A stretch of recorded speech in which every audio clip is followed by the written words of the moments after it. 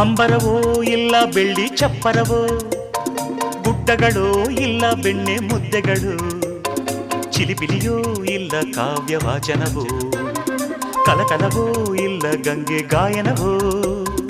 ಅಪ್ಪುಗೆಯೋ ಇಲ್ಲ ಇದು ಒಪ್ಪಿಗೆಯೋ, ಚುಂಬನವೋ ಇಲ್ಲ ಇದು ಬಂಧನವೋ, ಆತುರವೋ ಇಲ್ಲ ಇದು ಕಾತುರವೋ, ಆಸೆಗಳು ನಲ್ಲ ನಲ್ಲೆ ಲೀಲೆಗಳು.